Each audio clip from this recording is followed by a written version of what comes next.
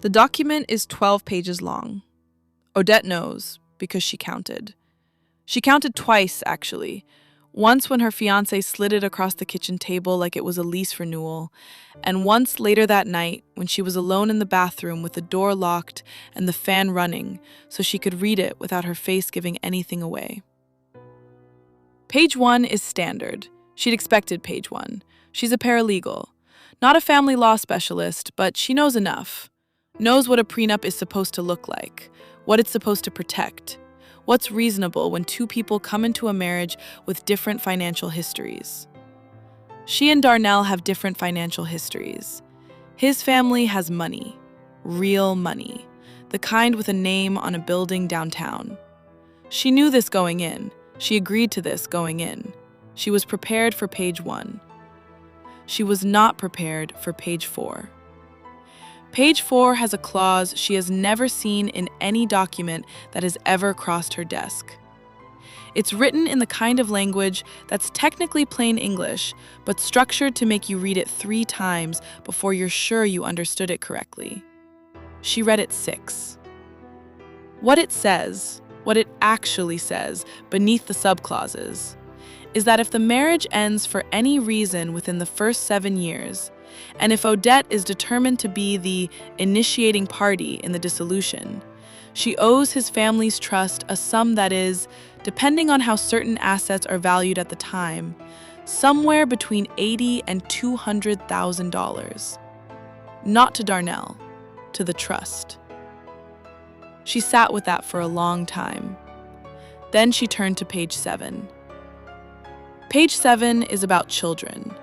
Specifically, it is about what happens to any children they have together in the event of a separation. It outlines a custody framework, not a preference, a framework, with language that has clearly been drafted with significant legal forethought, that defaults primary residence to the paternal household in consideration of established financial stability. There is a footnote. The footnote cites a precedent. Someone spent time on this. Someone spent real time on this before Odette had ever been shown the document, before she had ever been asked to sign anything, before the question of children had even been formally settled between them. She closed the folder. She opened it again. There is a handwritten note in the margin of page 7. Her fiancé's handwriting, block letters, the way he writes when he's thinking fast. It says, "Ask R to soften language before she sees. She is she." R is Roland, his family's attorney, who she has met at 4 dinners and who has always been perfectly cordial to her face. Odette does not cry. That surprises her a little. She thought she would. She sits at the kitchen table in the apartment she and Darnell have shared for 2 years, in the city they moved to together, surrounded by furniture they picked out on a Sunday afternoon when everything felt simple and mutual and chosen, and she does not cry. She takes a photo of page 4. She takes a photo of page 7. She takes a photo of the handwritten note in the margin. Then she picks up her phone and texts her friend Camille, who went to law school and practices in family court and once told Odette, over wine, that she'd seen some things in prenups that would make your hair stand up. The text says, "Are you up? I need you to look at something. It's 9:14 on a Wednesday." Camille responds in 4 minutes. Always. Send it. What I want you to understand before we go any further is that Odette is not a suspicious person. She is not someone who comes into relationships looking for exits or looking for proof of something bad. She loved Darnell for 3 years before they got engaged. She has met his parents, been welcomed into his home, spent holidays with his family. She planned a future with this man. She was happy. She was genuinely, uncomplicatedly happy. And that is exactly why the note in the margin of page 7 is so disorienting. Because it means someone was planning for her exit before she had ever imagined one. Camille calls instead of texting back. That's the first sign.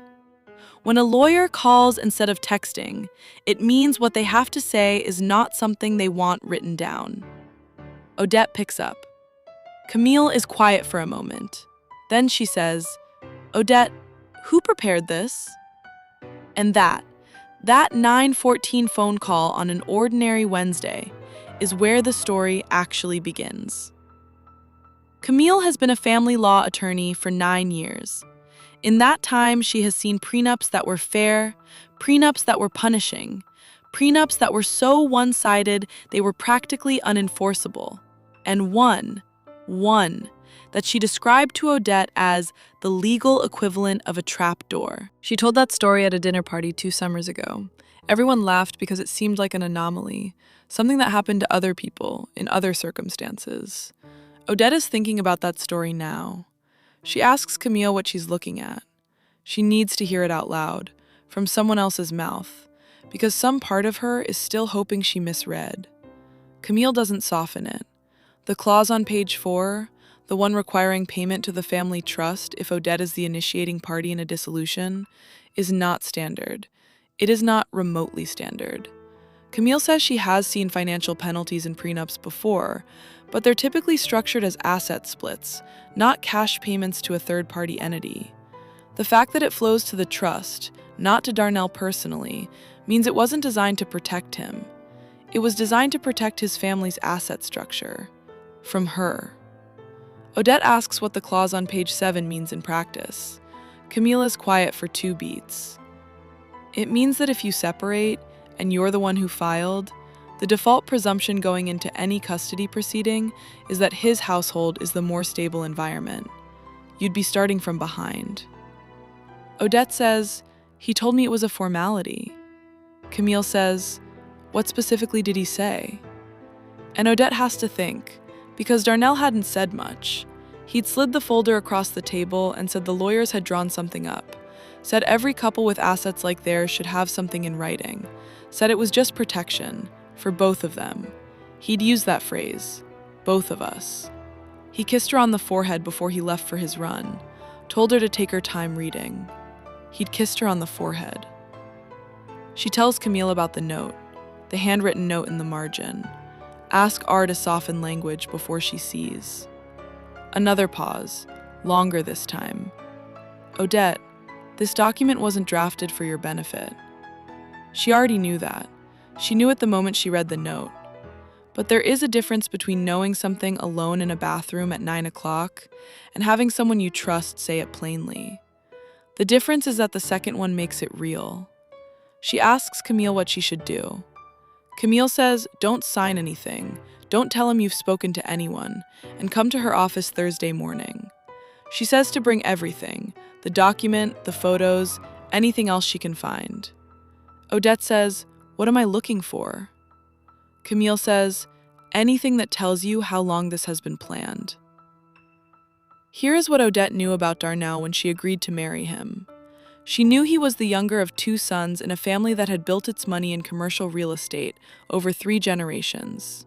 She knew his older brother Sterling had been groomed for the business since childhood, and that Darnell had always existed slightly outside that expectation, the one who was loved, included, but not positioned. She knew Darnell had his own money, separate from the family, from a tech investment he'd made in his late 20s that had paid out well. She knew he was generous with it.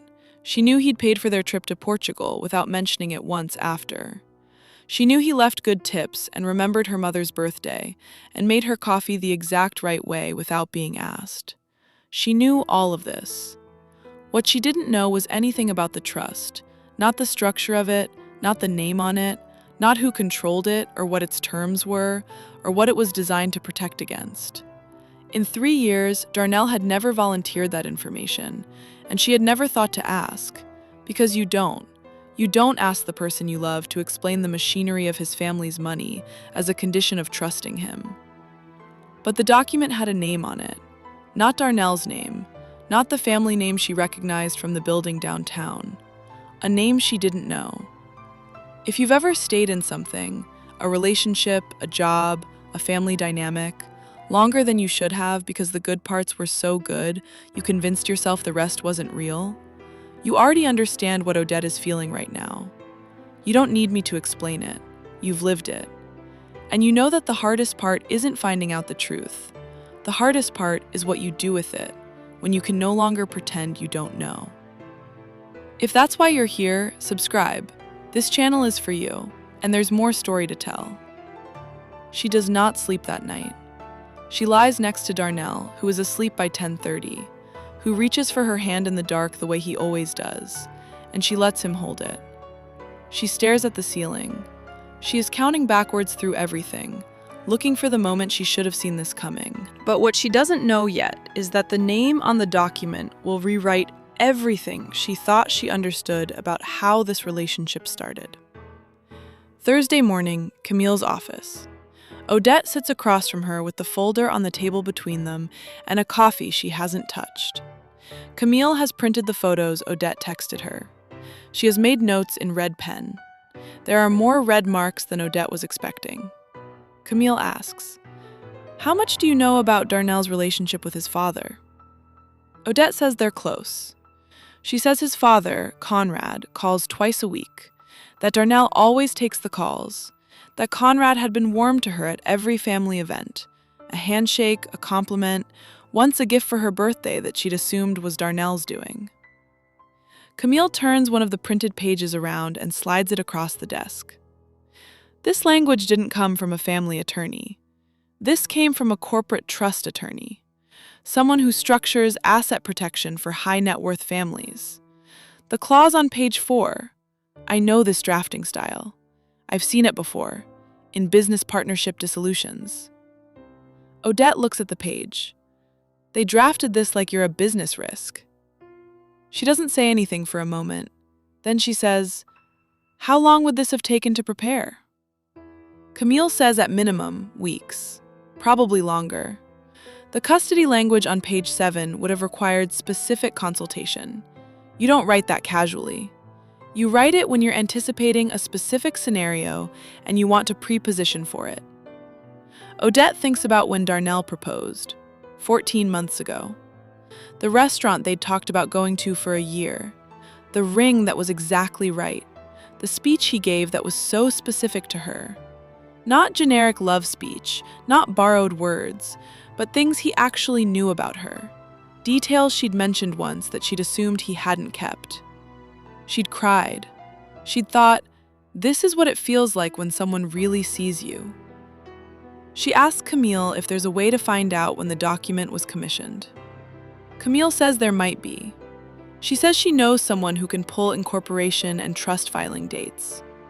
She says the name on the document, the name Odette hadn't recognized, is a shell entity. Camille had looked it up the night before. It was established 4 years ago. 4 years ago, Odette and Darnell had been together for 11 months. She picks up the coffee, puts it back down. So this started before the engagement. Camille doesn't answer directly. She says, "What I want you to think about is whether there's anything from that period, early in the relationship, that felt off and you explained away." And here's the thing about that question. The honest answer is yes. Not dramatically. Not the kind of off that makes you call someone. The kind that makes a good story later about how you almost didn't get into it. It was quieter than that.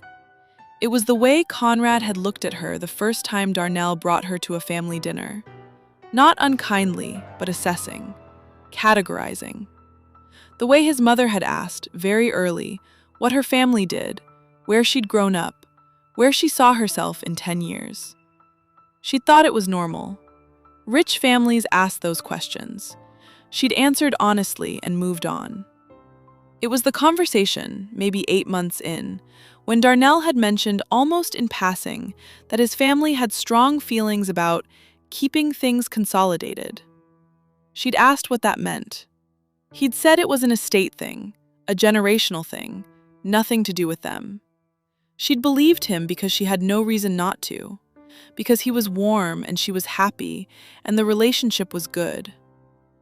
It was the trip they'd taken to meet his brother Sterling 2 years ago. Sterling had been polite and distant, and at one point, when Darnell was out of the room, had said to Odette, Darnell's always done things his own way. We respect that. She'd taken it as a compliment. She was a writer in her spare time, and she knew a loaded sentence when she read one on a page. But something about the warmth of the room and the wine and the ease of the weekend made her put it down somewhere she didn't have to look at it. She had been so determined to take this relationship at face value. She had been so good at it. Drop a red heart in the comments if you've ever explained something away because the alternative was too hard to sit with. Because I want to know how many of us are in this room right now.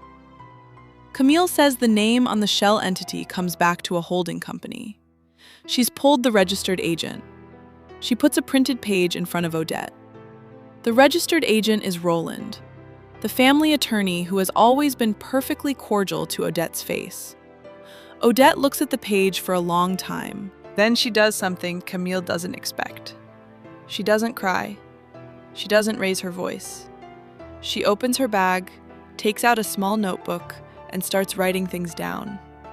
Dates, names, conversations she'd filed away and never revisited. She is done explaining things away. And what she's about to find, buried in the dates she's writing down, will make her realize that the proposal wasn't the beginning of the plan. It was the deadline. The proposal happened on a Saturday in March. Odette knows this because she posted about it. Everyone does. There are photos, there's a timestamp, there are 47 comments from people who said, "Finally," and "You deserve this," and "He's the one."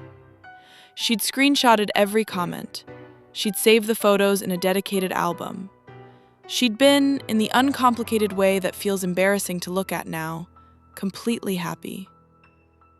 The shell entity was established on a Thursday, in January, 10 weeks before the proposal. She writes this down in the notebook, circles it, writes it again like maybe the second time it will mean something different. It doesn't. What it means is this. Someone, Conrad, Roland, some combination of them, with or without Darnell's knowledge, had begun building a legal structure around their relationship before Darnell had asked her to marry him. Before she'd said yes.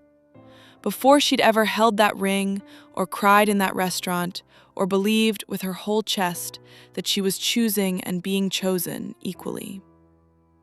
The question she cannot answer yet is whether Darnell knew. She needs to be precise about that. She is not going to assume. She is not going to let her anger make the decision for her, because she has been careful her whole life about the difference between what she knows and what she suspects, and she is not going to collapse that now just because collapsing it would be easier. But she does have a question, and the question is eating her alive. She goes home. Darnell is there. He asks how her morning was. She says fine, a work thing, and watches his face for something that shouldn't be there. His face is open, warm. He's made lunch. She sits down and eats. That night, after he's asleep, she opens his laptop.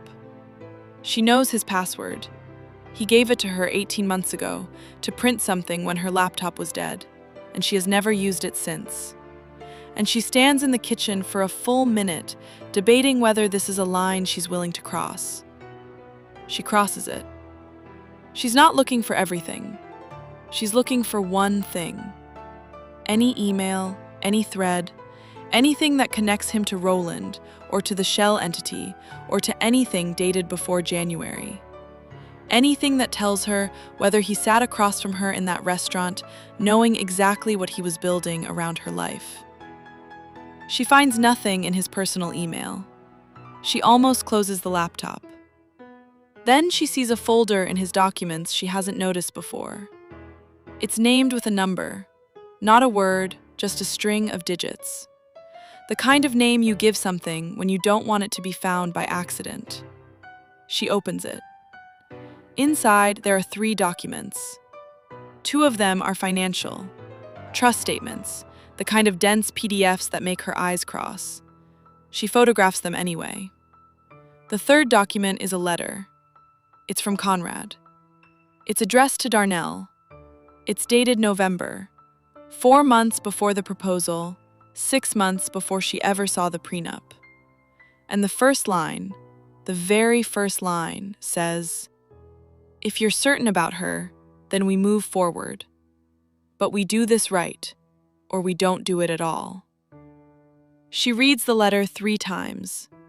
It lays out in Conrad's voice, which is formal and clipped and nothing like the warm man who'd complimented her earrings at Christmas, what the family expected in terms of asset protection. It uses the word exposure 3 times to refer to Odette. It discusses the custody framework on page 7 without calling it that, just the arrangements in the event of complications. It ends with a line that she will not be able to stop hearing for a very long time. She seems like a reasonable woman. Reasonable women's sign. She closes the laptop. She stands in the kitchen of the apartment she shares with the man she was going to marry, and she understands, fully, for the first time, the shape of what she's in. She is not the partner. She is the variable. The thing to be managed, documented, and legally contained before the rest of the plan could proceed. Tell me something, and I mean this genuinely because I know this audience. Have you ever realized that someone who said they loved you had already planned for the possibility that you'd leave? Not as a fear, as a contingency. Drop it in the comments. Because the loneliness of that specific realization is something I don't think we talk about enough. She doesn't leave the kitchen for a long time. When she finally goes back to bed, Darnell reaches for her hand again in the dark. She thinks about the letter, about reasonable women's sign. She lets him hold her hand. And she decides, quietly, completely, without saying a word, that she is going to be very, very unreasonable. But what she hasn't counted on is that Conrad has already anticipated this too. And what he's put in place to handle it isn't legal, it's personal. Conrad calls on Sunday morning. This is normal. He calls Darnell twice a week. But this time, when Darnell puts him on speaker while he makes breakfast, Conrad asks how Odette is doing. By name, warmly. The way you ask about someone you're thinking about. She says she's well, thank you, and watches the eggs in the pan. Conrad says, "Darnell tells me you've had some time to look over the paperwork. We should have you both over for dinner soon. I'd love to talk it through if you have any questions." She says that would be lovely. She doesn't look at Darnell. After the call, she tells Darnell she needs a few more days with the document. He says, of course, take all the time she needs. It's just a formality. He uses that word again. She wonders if he knows she's counted how many times he's said it. She goes to Camille's office on Monday. Here is what Camille has found. The shell entity, the one named on page 4, has Roland as registered agent, but the beneficial owner, the person it actually protects, is the family trust. The trust has 3 named beneficiaries: Conrad, Sterling, and Darnell. Standard. What's not standard is a 4th clause in the trust's own structure, one that was amended 18 months ago, that restricts Darnell's access to his share of the trust distributions if he enters a marriage that results in a dissolution within 10 years where the spouse makes any legal claim against trust assets. 18 months ago. They had been together for 2.5 years at that point. The engagement was still 6 months away. Odette does the math out loud. Camille lets her. So the trust was amended to make sure that if we divorced and I came after anything, he'd lose his own share. Camille says, it's designed so his interests and the family's interests are identical, so that protecting the trust and protecting himself feel like the same thing. Odette sits with that. They made him a co-author of his own containment structure. Camille doesn't disagree. This is the part Odette keeps coming back to. because she can construct two versions of Darnell from the facts she has, and she doesn't know yet which one is real. Version 1. Darnell knows everything. He sat in those meetings, he read those documents, he understood what was being built, and he let it happen because his inheritance is contingent on compliance, and he has never in his life chosen himself over his family's expectations. The proposal was strategic. The warmth was real. She doesn't doubt the warmth, but it existed alongside a calculation she was never supposed to see. Version 2. Darnell knows enough. He knows his family's lawyers prepared something, knows there's a trust consideration, knows his father's fingerprints are on the document, but he's told himself it's standard. It's just how families like his operate. It doesn't mean anything about how he feels about her. He's been managing the discomfort by not looking at it directly. The note in the margin, "Ask R to soften language before she sees," is the action of a man who knows the document is alarming, but can't face what that means. So instead of changing it, he just tries to make it less visible. She doesn't know which version is true. What she knows is that both versions require her to have been kept in the dark.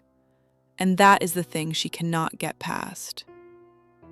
On Tuesday, Conrad calls her directly, not Darnell's phone, hers.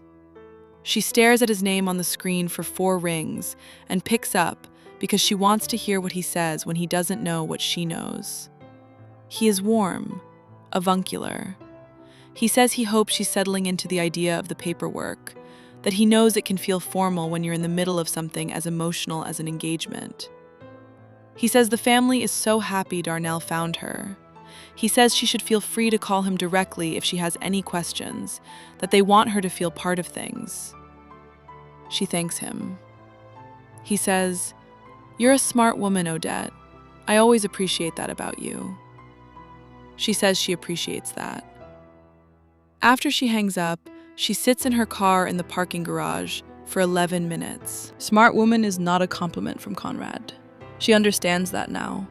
Smart woman means, I know you've looked at the document, I know you have questions, and I am calling to remind you, in the warmest possible terms, that smart women in your position understand what they're dealing with. He thinks this is the part where she gets quiet.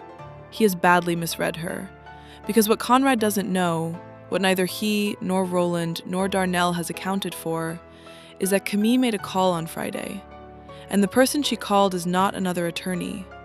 The person she called used to work for the family, and she has been waiting for 3 years for someone to ask the right questions. Her name is Dorianne. She worked as Conrad's personal assistant for 6 years. Calendar, correspondence, everything that moved through his professional life and a significant portion of his personal one. She left 3 years ago. Camille had represented her in an employment dispute she won't discuss in detail, but the terms of her departure had included a non-disclosure agreement that covered her time at the company. It did not cover what she knew before she signed it. Dorianne meets Odette at a coffee shop on a Wednesday afternoon. She is careful. She chooses a corner table. She orders nothing. She says, "I want to be clear that I'm not here to hurt anyone. I'm here because what happened to you almost happened to someone else, and that person got out before the papers were signed, and I've always wished someone had told her sooner." Odette asks who. Dorianne says the name doesn't matter. She says what matters is the pattern. And then she lays it out. Conrad has done this before. Not with Darnell, with Sterling. 10 years ago, Sterling was engaged to a woman Conrad considered unsuitable. Not for any reason that would survive scrutiny, but for the kind of reasons that live in families like this and never get said plainly. She came from less.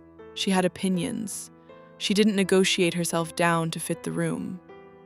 Conrad built a legal structure around that relationship too. The woman signed. The marriage lasted 4 years. The dissolution was, by the terms of what she'd signed, devastating for her. Sterling has been married to someone Conrad approved of for 7 years. Dorianne says, Conrad doesn't prevent relationships. He manages their outcomes. Odette asks about the note in the margin. Ask R to soften language before she sees. She needs to know if that was Darnell. Dorianne looks at her for a moment. That's Roland's handwriting. Odette goes very still. Darnell asked Roland to look at the document before he gave it to you. He told Roland he was worried it was too aggressive. Roland told him it was standard. The note is Roland reminding himself to adjust the language so it read less harshly. She pauses. Darnell didn't know what the document fully contained. He trusted Roland. He's been trusting Roland his whole life. She absorbs this. It doesn't make everything simple.